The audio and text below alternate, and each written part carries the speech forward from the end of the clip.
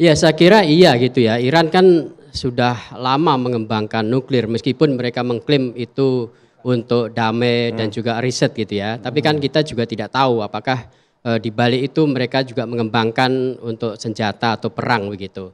Jadi sebetulnya hal yang sama juga dilakukan oleh Israel kan. Ya. Yaitu mereka tidak pernah mengakui bahwa mereka punya senjata nuklir, Padahal tapi dibuat. banyak analis mengatakan bahwa ya justru Israel tuh paling awal mengembangkan hal itu. Nah inilah yang menjadi kekhawatiran kita bersama gitu.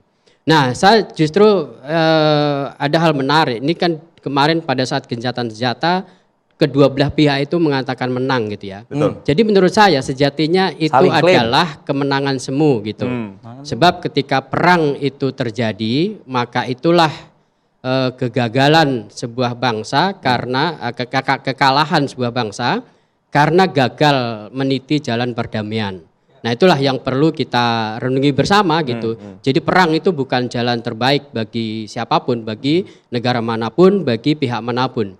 Jadi saya kira kita harus terus mendorong ya bagaimana perang ini, gencatan senjata ini benar-benar bisa dihentikan. Meskipun mungkin ya sebagian besar dari kita tidak yakin gitu.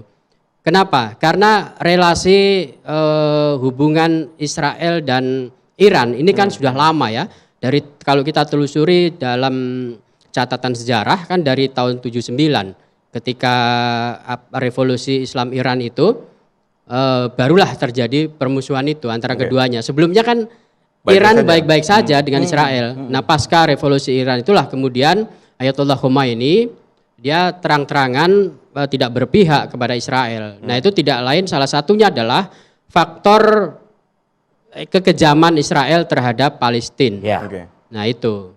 Nah oleh karena itu apakah gencatan senjata ini akan menyelesaikan perang di antara keduanya?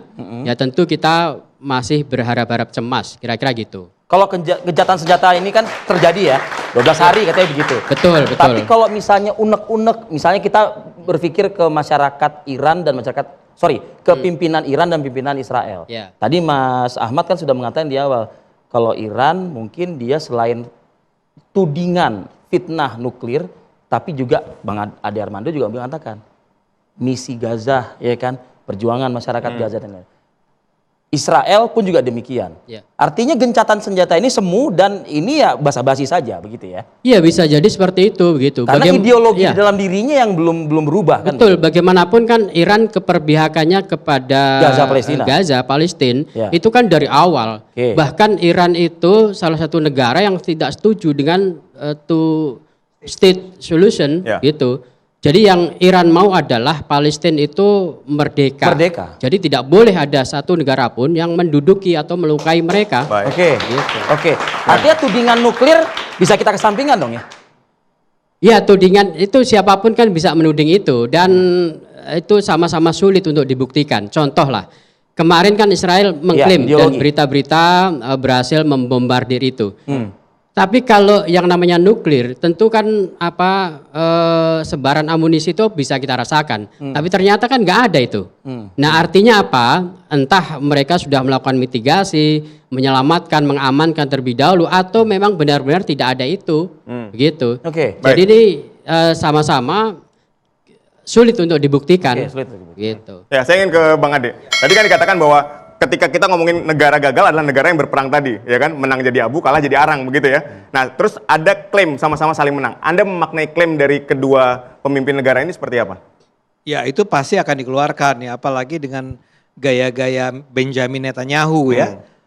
Tapi saya merasa sih bahwa sebetulnya yang paling khawatir dengan kelanjutan perang adalah Israel. Ya. Oke. Pertama adalah karena mereka melihat bahwa Amerika ternyata kali ini tidak akan mensupport mereka at all cost Iya, gitu at all ya. cost, ya. Nggak akan gitu ya.